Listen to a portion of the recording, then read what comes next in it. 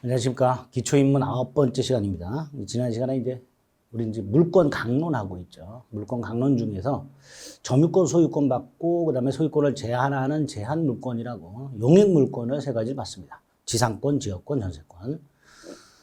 지상권은 지상물이라고 건물, 공작물, 수목 등을 얘기하죠. 그 지상물을 소유하기 위해서 타인 토지를 사용, 수익하는 권리를 말하고, 지역권은 타인 토지로부터 자기 토지의 편익을 제공받는 이런 권리를 지역권이라 하고, 그다음에 전세권이 좀 조심스럽죠. 우리가 흔히 알고 있는 전세권 등기하지 않은 주택전세 이런 것들하고 헷갈리시면 안 되죠. 전세권은 전세금을 지급하고 타인의 부동산을 용도에 따라 사용, 수익하고, 그다음에 전세금을 나중에 목적물의 경매 대가로부터 우선 면제받는, 그래서 용익물권과 담보물권의 성격을 모두 가지고 있는 이런 성질을 갖고 있는 게 전세권이다. 그래서 개념을 좀 정확하게 기초입문 과정에서 숙지를 하시면 되겠습니다. 자, 이제 물권의 마지막 담보물권이 나옵니다. 일단 담보의 뜻을 먼저 생각을 해보셔야 돼요. 담보의 뜻이 뭘까? 일단 담보라는 말은 줄이면 채권 우선 변제 확보, 요거를 담보로 한다라고 생각하시면 돼요. 채권 우선 변제 확보. 자, 채권 우선 변제 확보가 왜 필요할까를 생각을 해봅니다. 예를 들어놨죠. 갑이 1월 10일 날 100만 원을 을에게 빌려준, 갑에게 1월 10일 100만 원을 빌려준 을이라고 돼 있죠. 그러니까 을이 100만 원 채권을 갖고 있어요, 갑에게. 을은 갑에게 100만 원을 갚아라. 이렇게 하겠죠. 그 다음에 1월 20일 200만 원을 빌려준 병. 그러니까 병도 채권자죠. 그래서 을은 갑에게 100만 원을 갚아라. 병은 갑에게 200만 원을 갚아라. 이렇게 둘 다 채권을 갖고 있는데 변제 기한이 둘 다 똑같다. 1월 30일. 자, 1월 30일이 됐을 때 이건 이제 변제 기일이는데 누가 법적으로 우선 변제 받을 수 있을까? 을하고 병 중에서 누가 법적으로 우선 변제 받을 수 있을까 생각을 해봅니다. 얼핏 생각하면요. 먼저 빌려줬으니까 먼저 받아야 되는 거 아니냐라고 생각을 할 수 있어요. 그런데 갑의 입장에서 한번 생각을 해보세요. 갑의 입장에서 1월 30일이 되었을 때 누구한테 법적으로 먼저 갚아야 될까를 생각을 해보세요. 자, 누구한테 법적으로 먼저 갚아야 될까요? 그런 거 없지요. 갑의 마음이죠. 갑은 을에게 먼저 갚을 수도 있고요. 병에게 먼저 갚을 수도 있습니다. 그 말은 을병 입장에서 보면 법적으로 먼저 변제받을 권리는 없다라는 거예요. 그래서 채권은 특징이 평등합니다. 그래서 을과 병 어느 누구도 법적으로 우선하지 않습니다. 즉 갑은 1월 30일 을이든 병이든 순서와 상관없이 변제하기만 하면 됩니다. 따라서 먼저 받아내는 사람이 장땡이에요. 채권은. 그거는 이제 채권 평등주의, 선이행주의 뭐 이렇게 보통 불러요. 채권은 평등하기 때문에 먼저 이행받는 사람이 우선이다. 뭐 이런 식으로. 그러니까 채권자들 중에는 을 또는 병은 내가 저놈보다 먼저 받는 방법이 없을까? 이런 걸 생각을 하게 되겠지. 그 수단이 담보라는 제도다라고 생각하시면 돼요. 즉 채권은 평등하니까 채권자들 중에는 먼저 변제받는 걸 법적으로 생각하는 사람들이 생기게 됩니다. 그 수단이 두 가지예요. 사람으로부터 우선 변제받는 방법이 하나 있습니다. 그게 우리가 흔히 알고 있는 보증인이 됩니다. 채권자가 채무자 이외의 자, 이게 보증인이죠. 보증인으로부터 채권을 회수하거나 또는 채무자 또는 제3자가 특정한 재산을 채권자한테 맡겨요. 이때 그 채권자가 나중에 그 물건을 팔아가지고 그 판 대금, 직접 파는 거 아니죠. 경매법원을 통해서 매각을 의뢰하죠. 그래서 그 경매 대가로부터 다른 채권자보다 먼저 회수하는 두 가지 방법이 있게 됩니다. 사람을 통해서 우선 변제받는 걸 인적 담보, 물건을 통해서 우선 변제받는 걸 물적 담보라고 하고요. 그 물적 담보 수단이 바로 담보 물권이 됩니다. 자, 채권 담보제도 인적 담보가 있다. 보증인을 말한다. 물적 담보. 채무자 등이 제공한 물건에 대해서 채무자가 돈을 갚지 않으면 채권자는 그 재산으로부터 다른 채권자보다 우선 변제받게 된다. 그 수단이 담보물권이다. 자, 이 담보물권, 채무자 또는 제3자가 제공한 물건의 교환가치라고 되어 있는 이 교환가치가 뭐예요? 경매대금 생각하시면 돼요. 그거를 지배하고 있다라고 되어 있습니다. 지배하고 있다라는 건 이런 뜻이에요. 지배하고 있다라는 말은 채무자가 돈을 갚지 않으면 이 물건을 팔아야지. 팔아서 채권을 회수해야지. 야, 요런 의미로 이해하시면 돼요. 그걸 지배하고 있다가 실제로 채무자가 돈을 갚지 않으면 그 물건을 경매하여 경매 대금으로부터 우선 변제받을 수 있는 이런 권리들을 담보물권이라 합니다. 자, 담보물권은 크게 두 종류가 있는데 전형 담보물권과 비전형 담보물권 두 개가 있습니다. 자, 비전형 담보물권은 변칙 담보물권이라고도 부릅니다.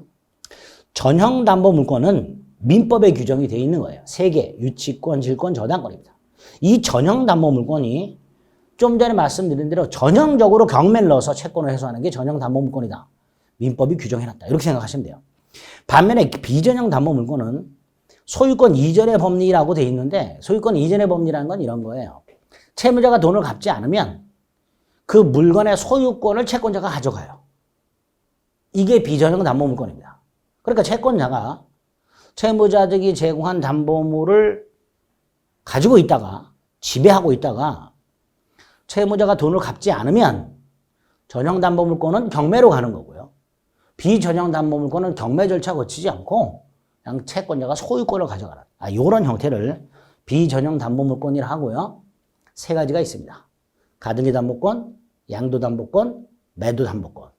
그리고 이 세 가지가 부동산에 관한 거라면 부동산, 가등기 담보 등에 관한 법률이 있게 됩니다. 그래서 가등기 담보 등에 관한 법률이 우리 시험범위에 있는데 이 가등기 담보 등에 관한 법률은 담보물권의 특별법이다.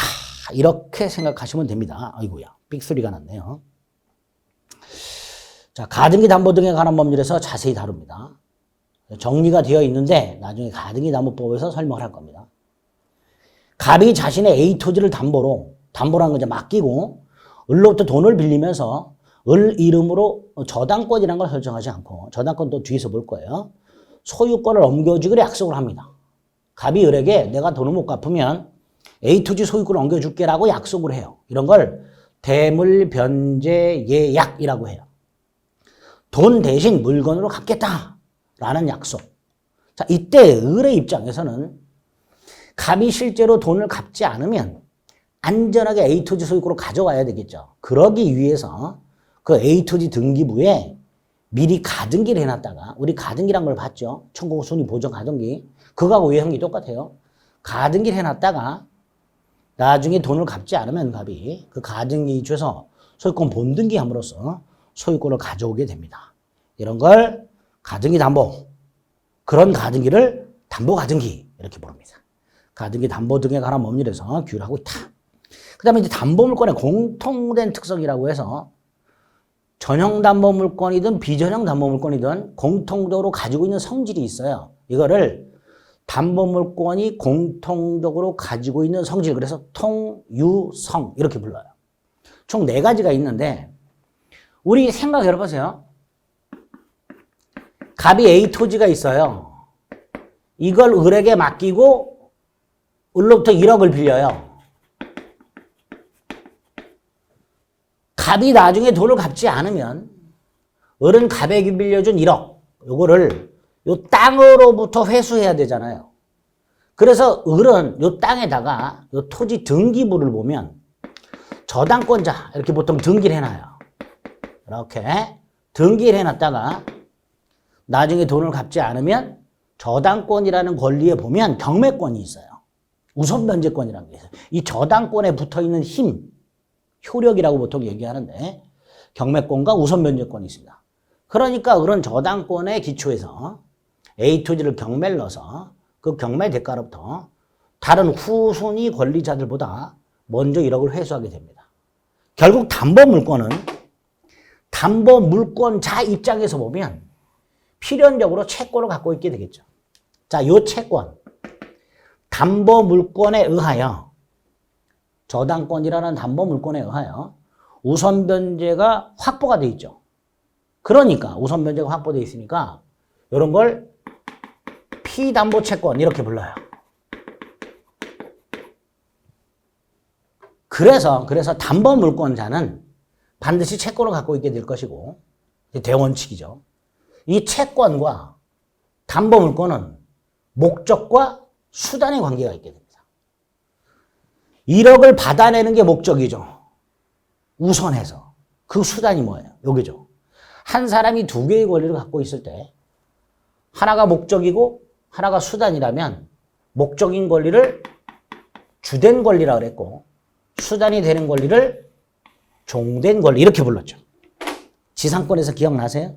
한 사람이 두 개의 권리를 갖고 있는데 하나의 권리가 목적이고 하나의 권리가 수단이라면 목적인 권리를 주된 권리, 수단인 권리를 종된 권리 이렇게 부르게 되고 당연히 이 종된 권리는 이 주된 권리와 뗄래야 뗄 수 없는 관계가 성립하게 됩니다.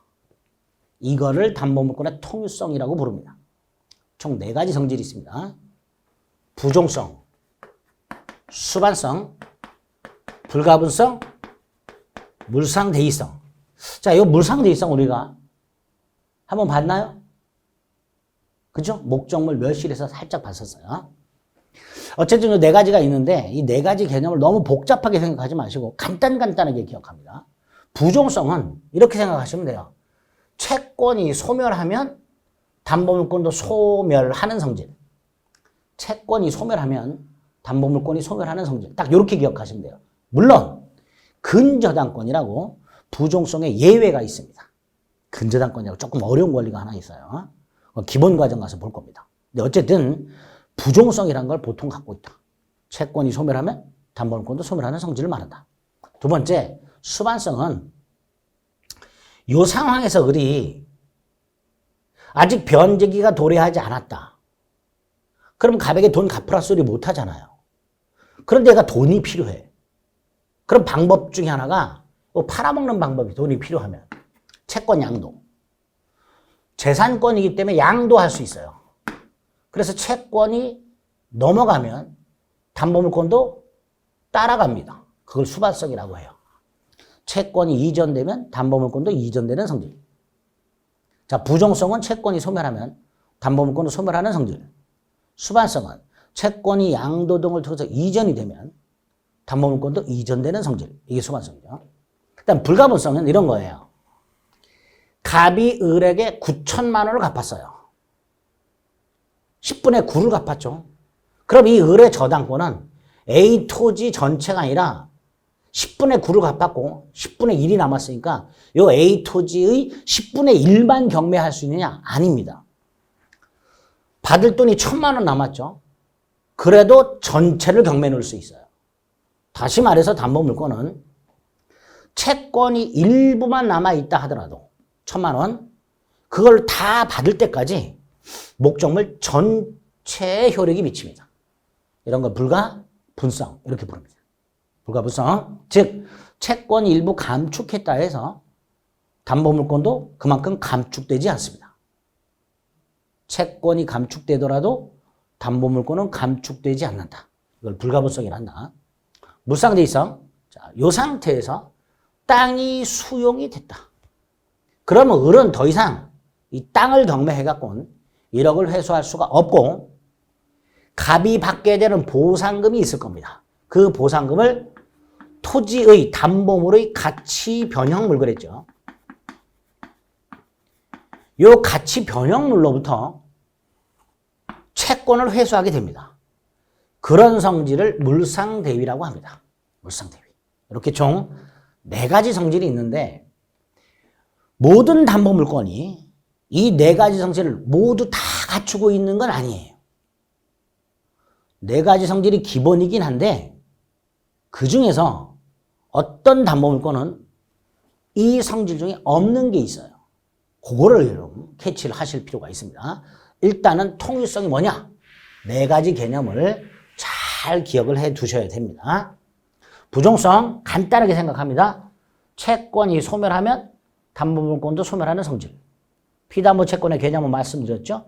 담보물권에서 우선 변제가 확보된 채권이 되죠. 근저당권은 이 부종성이 완화되어 있습니다. 부종성이 예외라고 보통 부릅니다. 자, 수반성. 채권이 양도 등으로 타인에게 이전하면 담보물권도 이전하는 성질. 이게 수반성이다. 부종성하고 수반성을 합쳐서 부수성이라고 부르는 학자들도 있습니다. 불가분성. 채권을 전부 변제받을 때까지 목적물 전부에 관해서 담보물권을 행사, 즉 효력이 미친 성질이라고 했습니다. 1억 채권 중에 9천만 원을 갚았다. 그래서 9천만 원이 소멸하고 1,000만 원만 남았다 하더라도 목적물 전체를 경매해 놓을 수 있는 성질을 불가불성이란다. 물상대위 토지가 수용이 됐다. 그리고 그 토지를 대신해서 보상금이 나오더라. 그러면 담보물권은 그 보상금에 대해서 그대로 존속하게 됩니다. 즉 가치 변형 물 위에 물상 대신 자리 잡게 됩니다. 대위 이렇게 그걸 물상대위를 한다. 즉 보상금 등으로부터 다른 채권자보다 우선 변제받는 성질을 말합니다. 그런데 조금 이따 보시겠지만 이 유치권은요. 경매대가로부터 우선 변제받는 성질이 없어요. 우선 변제받는 성질이 없으니까 당연히 물상대위성도 인정될 리가 없겠죠. 왜? 물상대위성은 가치 변형물로부터 우선 변제받는 성질이에요. 근데 유치권은 우선 변제권 자체가 없으니까 가치 변형물로부터 우선 변제를 받을 수도 없게 됩니다. 즉 물상대위성이 없다. 이렇게 되겠죠. 그다음에 담보물권의 일반적 효력이라고 해서 기본이 이제 보통 우선 변제효가 있다 그러죠. 이 우선 변제 어디로부터 받는 거예요? 경매대가로부터. 경매대가로부터. 여기서 목적물 환가라는 말은 경매했다 이런 뜻입니다. 유치권에는 인정이 안 된다 그랬죠. 그다음에 유치적 효력이라고 되는데 이 유치란 말은 담보물을 채권자가 점유하면서 반환을 거절하는 것을 말합니다. 우리 전당포 주인 생각해 보시면 되죠. 갑이 전당포 업자에게 다이아몬드 반지를 맡기고 500만 원을 빌렸다. 그럼 이 전당포 주인은 갑이 500만 원을 갚을 때까지 다이아몬드 반지를 점유하면서 반환을 거절하죠. 이런 걸 유치적 효력이라고 해요. 그런데 저당권은 유치적 효력인 게 없습니다. 저당권은 뒤에서 볼 겁니다. 추급이란 건 소유권 생각을 해보세요. 내가 어떤 물건을 소유하고 있는데 이 물건을 누가 말없이 가져가 버려요. 내 주위에서 떠나버렸어요. 그렇다 하더라도 나는 소유권을 상실하진 않죠. 누가 내 물건을 훔쳐갔다 하더라도 그 물건에 대해서 소유권을 상실하진 않습니다. 그러니까 훔쳐간 놈을 쫓아갈 수 있죠. 그게 추급입니다. 쫓아가서 내 물건 돌려달라고 할 수 있죠. 내 물건 돌려달라가 뭐였죠? 물권적 청구권이죠. 추구표란 말은 조금 어렵게 말하면 물권의 객체가 어디에 있든지 지금 내 바운더리 내에 없어도 집에 두고 왔어도 누가 가져갔어도 나는 물권을 상실하지 않으니까 물권의 효력이 내가 가지고 소유하고 있는 물건이 어디에 있든 그 물권의 효력이 미친다. 그게 추급이라고 생각하시면 돼요. 그런데 쉽게 생각하면 그냥 쫓아가서 내 물건을 누가 훔쳐가지고 내가 서울 살고 있는데 내가 가지고 있던 소유하고 있던 물건 훔쳐서 누가 부산으로 갔다 하더라도 나는 소유권을 상실하지 않고 부산에 가 있는 내 물건에 대해서도 나는 여전히 소유권을 행사할 수 있단 말이죠. 그게 추급이라고 생각하시면 돼요. 그러니까 나는 KTX 타고 부산으로 뒤쫓아가서 추급. 내 물건 돌려달라. 물권적 청구권 행사할 수 있게 됩니다. 그런데 이 유치권이라는 놈은 또 추구표라는 게 없어요. 유치권은 추구표가 없기 때문에 물권적 청구권도 인정되지 않습니다. 조금 이따 볼 겁니다. 마지막으로 수익적 효력이라고 하는데 수익적 효력은 물건으로부터 이익을 내는 성질을 말하는데 그냥 쉽게 생각하시면 돼요.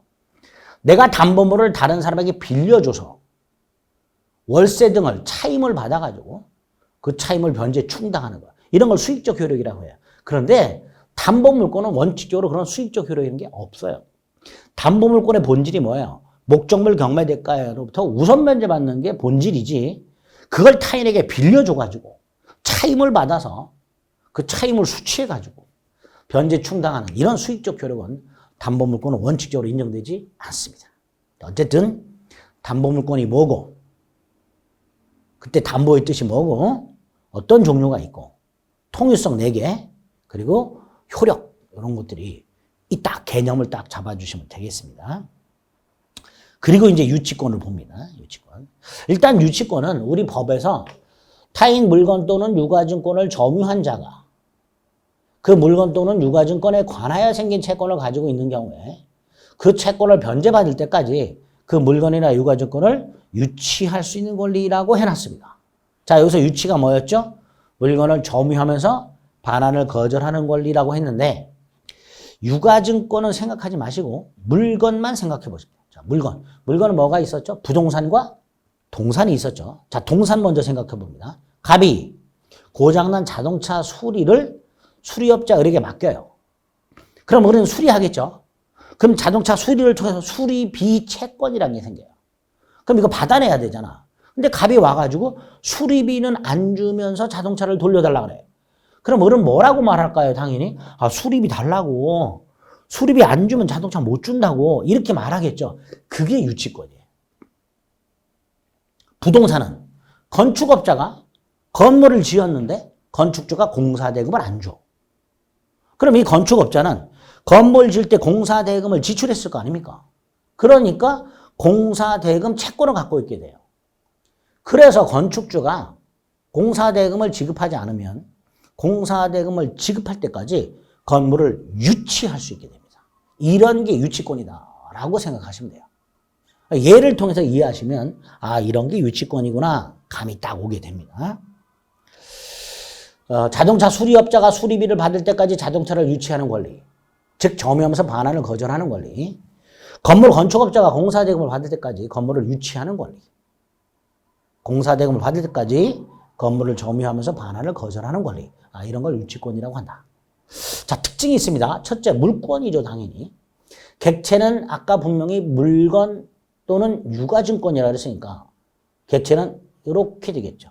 동산, 부동산, 유가증권 이렇게 됩니다. 그 다음 법정담보물권이고요. 조금 이따 볼 겁니다. 유치라는 말 자체가 뭐라 그랬죠? 점유 및 반환 거절이라고 그랬죠. 그러니까 유치권자가 점유를 상실하는 순간 유치권을 소멸하는 거예요. 점유 상실했다고 뭐예요? 유치권 소멸했다는 거예요. 그래서 유치권자는 돈 받을 때까지 악착같이 점유해야 됩니다. 어떤 이유에서건 점유를 상실하는 순간 유치권은 소멸하게 됩니다.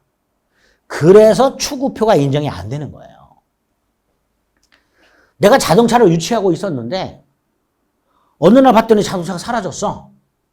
수리 맡긴 놈이 예비키 가지고 끌고 가버렸어. 그럼 나는 자동차에 대한 점유를 상실했죠. 그럼 유치권을 소멸하는 거예요. 그러니까 쫓아가서 유치물을 내놔라. 안 되는 거예요. 추구표라는 건 점유를 상실하더라도 물건은 소멸하지 않기 때문에 내가 서울에 있지만 물건은 부산에 있다 하더라도 소유권은 상실하지 않기 때문에 부산으로 쫓아가서 내 물건 돌려달라. 이게 추구표잖아요. 그 추구표 때문에 물권적 채권이 인정되는 건데 유치권은 점유를 상실하는 순간 유치권이 소멸하기 때문에 추구표라는 게 있을 수 없단 말이죠. 그러니까 물권적 채권도 인정이 안 되는 거예요. 이렇게 유치권의 특징, 물권이면서 점유 상실에서 소멸하기 때문에 추구표가 없고 따라서 유치권 자체에 기초한 물권적 채권은 인정되지 않습니다. 다만 우리 점유권에서 점유를 침탈당했을 때 침탈당한 날로부터 1년 내에 점유를 반환 청구할 수가 있었죠. 그거를 적용할 수는 있어요. 그러니까 유치권에 기초해서 유치물 반환을 청구할 수는 없지만 유치물 반환을 청구할 수 없지만 유치권자가 유치물에 대한 점유를 침탈을 당하면 침탈당한 날부터 1년 내에 점유물 반환을 청구할 수는 있습니다. 그렇게 개념을 딱딱 잡아가셔야 됩니다. 담보물권인데 법정 담보물권이에요. 법정 담보물권이란 반대로 당사자 간의 계약을 통해서는 유치권은 성립하지 않는다라는 거예요. 질권과 비교하면 답이 나오죠. 질권은요, 다이아몬드 반지를 가지고 전당포로 가서 전당포 주인과 계약을 하잖아요. 돈 얼마 빌리고, 이자는 얼마고, 언제 갚고, 그리고 다이아몬드 반지를 맡기고 이런 계약을 하잖아요. 그렇게 계약을 통해서 생기는 걸 약정 담보물권이라고 합니다. 담보물권은 보통 돈을 빌려주잖아요. 돈을 빌려주는 게 뭐예요? 계약이죠. 이렇게 보통 계약을 통해서 발생하는 게 보통입니다. 돈을 빌려주는 계약을 하면서 땅을 담보로 제공하고 저당권을 설정하는 계약을 하고, 돈을 빌리는 계약을 하면서 다이아몬드 반지를 맡기는 계약을 하면서 이런 식으로 이렇게 담보물권은 보통 계약을 통해서 발생하게 됩니다. 약정 담보물권이에요. 그런데 유치권만은 계약을 통해서는 절대로 성립하지 않고 법에서 정한 일정한 요건을 갖추면 유치권이 성립하도록 하고 있습니다. 그걸 법정 담보물권이라고 합니다. 따라서 유치권에서 아주 중요한 게 뭘까요? 유치권 성립 요건이죠. 유치권이 성립하려면 법에서 정한 요건을 갖춰야 된다고 그랬잖아요. 그 요건이 뭐냐? 그래서 문제도 다음 중 유치권이 성립하는 경우는 이런 식으로 물어보는 문제가 굉장히 많은데, 유치권이 성립하는 경우는 이라고 물어보게 되면 요건을 물어보는 거예요. 유치권 성립 요건. 어쨌든 법정 담보물권이고 법에서 정한 일정한 요건을 갖추게 되면 당연히 취득하게 됩니다. 담보물권이니까 통일성 4가지가 있었잖아요. 기억나세요? 부종성, 수반성, 불가분성, 물상대의성. 그 중에서 부종성, 수반성, 불가분성까지는 인정이 되는데 물상대의성은 안 된다 그랬죠.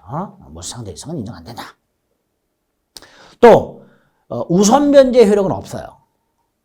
아까 건물 건축업자가 공사대금을 받지 못하면 건물을 유치한다 그랬죠. 근데 그 상태에서 만약에 건물이 경매가 됐어요. 다른 채권자가 건물을 경매를 넣어버렸어. 그럼 유치권자는 경매법원 가서 자신의 공사대금 채권을 후순위 권리자보다 우선 변제할 수 있는가? 없어요. 우선 변제 효력이 없어요. 유치권은 경매 대가로부터. 여기서 말하는 우선 변제효란 경매 대가로부터 우선 변제효가 없다라는 뜻. 그런데 우선 변제효는 없는데 목적물 경매권은 또 있어요. 조금 이상하죠. 우선 변제권은 없다. 그러나 목적물에 대한 경매권은 있습니다. 또 우선 변제권이 없기 때문에 뭐가 없다? 물상대의성도 없다. 이렇게 됩니다. 이게 유치권이고 특징이 됩니다. 그래서 어렴풋하게 알고 계시던 유치권, 우리 가끔 가다가 건물 같은 거 지나가다 보면 유치권 행사 중 이런 거 플랜카드나 A4 용지 붙어있는 거 가끔 보신 적 있을 거예요. 아, 그게 이거구나. 이런 권리구나. 이런 특징이 있구나. 일단 이렇게 기초입문과정에서 생각해 주시면 됩니다. 그리고 성립요건이 아주 중요하다 그랬는데 이게 좀 어려워요. 그래서 기초입문과정에서는 유치권이 성립하기 위한 대원칙 5개, 그 요건만 딱딱 머릿속에 생각을 좀 해봅니다. 담아두시지 않아도 됩니다. 생각만 해보자. 자, 유치권이 성립하려면 보통 학자들이 5가지 요건이 갖춰줘야 유치권이 성립한다라고 정리를 해놨어요. 그러니까 여러분들 스스로 요건 다른 거 생각하실 필요가 없어요. 학자들이나 대법원이 이미 5가지 요건을 딱 만들어 놨단 말이지. 유치권에 있는 법률 조문을 기초로 그 법에 나와 있는 또는 숨어 있는 요건을 짝짝짝 뽑았더니 5개 들어가요. 첫째가 타인 물건이어야 돼요. 그건 당연하죠. 내가 내 물건을 유치하여 나에 대해서 반환을 거절하는 건 있을 수가 없으니까 첫째 타인 물건이에요. 이건 당연한 거고요. 자, 2번째가 유치권자가 가지고 있는 채권은 그 유치물에 관하여 생긴 채권이어야 돼요. 건물에 관하여 생긴 채권, 자동차에 관하여 생긴 채권이죠. 요 관하여가 뭐냐? 이거를 결련성, 결련관계라고 해요. 표현이 좀 어려워요. 결련성, 결련관계. 유치권자는 이 유치물, 건물 또는 자동차에 관하여 생긴 채권, 물건에 관하여 생긴 채권을 가지고 있어야 되는데 요 관계를 물건과 채권 사이의 결련성, 결련관계라고 하는 거예요. 요 결련성, 결련관계가 있어야 물건과 채권 사이의 결련성, 결련관계가 있어야 유치권 인정이 됩니다. 여기서 이제 논란이 좀 많겠죠. 왜? 어렵잖아요. 의미가. 물건에 관하여 생긴 채권이 뭐야 도대체. 물건과 채권 사이의 결련성이 도대체 뭐야. 대법원이 설명을 합니다. 결렬성이란 이런 거다라고 설명을 해줘요. 그런데 그 대법원의 설명 자체가 더럽게 어려워요. 그래서 우리는 나중에 그냥 직관적으로 이해할 거예요. 표현을 이해해서 이런 채권은 결렬성이 있다, 없다라고 이해해서 우리가 판단하는 건 거의 불가능합니다. 그래서 나중에 우리 대법원이 결렬성이 있다, 없다라고 한 것들을 좀 구별하시면 됩니다. 그리고 오늘 기초입문과정에서는 예를 들었던 거 2개, 수리비, 목적물에 지출한 비용이죠. 공사대금, 마찬가지죠. 목적물에 지출한 비용이잖아요. 자동차 수리비나 건물 공사대금은 자동차나 건물에 지출한 비용이잖아. 이게 대표적으로 결렬성이 있는 것들이에요. 이게 대표적으로. 어쨌든 유치권이 인정되려면 2번째 요건, 목적물에 관하여 생긴 채권이어야 되고요. 3번째, 채권이 변제기가 도래해야 돼요. 잘 보세요. 갑이 1월 10일 날 자동차 수리를 맡겨요. 수리비가 30만 원이 나왔어요. 갑은 1월 10일 날 의리 수리가 끝났다고 연락이 왔어요. 그럼 30만 원을 주고 자동차를 가져올 거 아니에요. 만약에 30만 원을 안 주면 을은 자동차 반환을 거절할 거 아닙니까? 이게 유치권이에요. 그런데 처음에 수리를 맡길 때 갑과 을이 약속을 해요. 갑이 단골이야. 을한테 이렇게 말했어. 오늘 자동차 찾아가고 수리비는 25일 날 주겠다. 월급 나오면. 내가 오늘은 이번 달은 돈이 너무 많이 들어가서 돈이 없다. 25일 날 월급 들어오면 수리비 30만 원 보내겠다. 자, 단골이었던 갑에 대해서 을이 그렇게 하라. 만약에 이렇게 갑과 을이 약속을 했어요. 자동차는 오늘 찾아가고 수리비는 25일 날 지급하기로. 그러면 갑이 수리비를 지급해야 될 날짜, 즉 변제기가 언제예요? 25일이잖아요. 그럼 아직 변제기가 도래 안 했잖아. 그러니까 우리는 유치권 주장 못하고 10일 날 갑이 와가지고 야 오늘 자동차 돌려다 주기로 했잖아. 내놔. 그럼 줘야 되는 거예요. 약속을 그렇게 했으니까. 그래서 유치권이 성립하려면 변제기가 도래해야 됩니다. 이 3번째 거는요. 얘가 이 5번째하고 연결이 될 수가 있어요. 갑과 을 사이에 자동차는 1월 10일 날 찾아가고 수리비는 25일 날 지급하기로 약속을 했다면 변제기는 25일이니까 아직 변제가 도래 안 했죠. and 갑과 을 사이에는 유치권을 포기하는 특약을 한 거예요. 포기. 요 배제라는 말은 포기라고 이해하시면 돼요.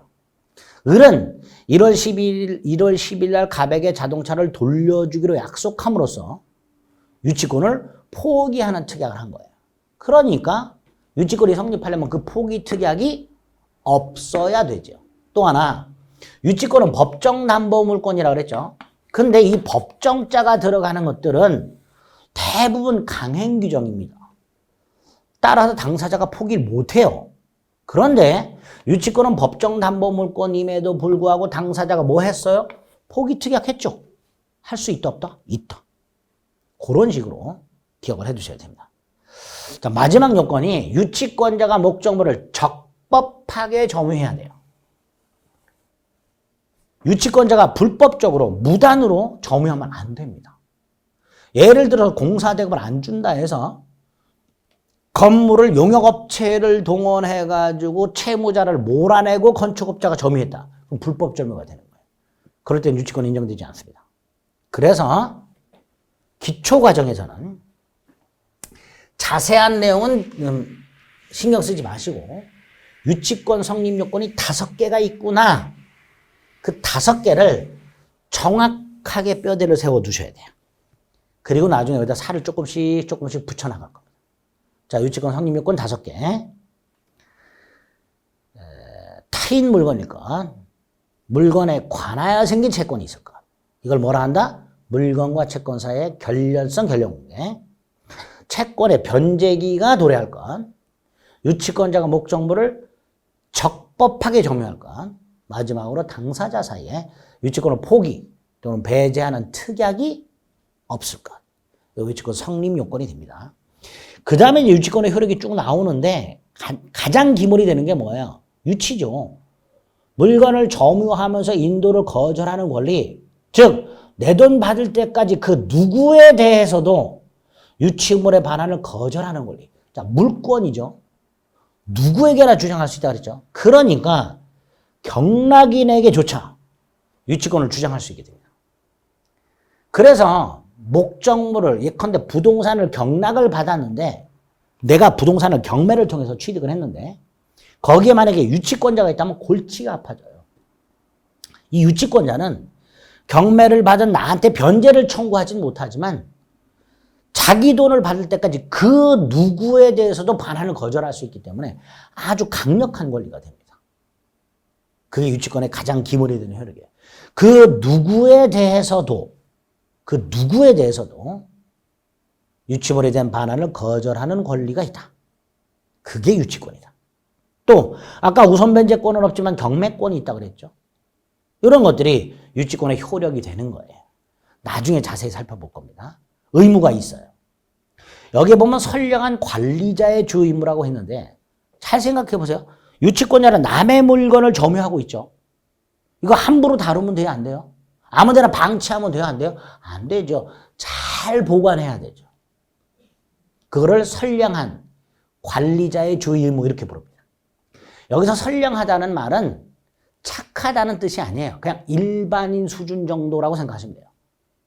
남의 물건이니까 내 물건보다 조금 더 조심조심 다루면 돼요. 이렇게 내 물건보다 조금 더 조심조심 다루어야 할 의무, 요거를 선량한 관리자의 주 의무 이렇게 부릅니다.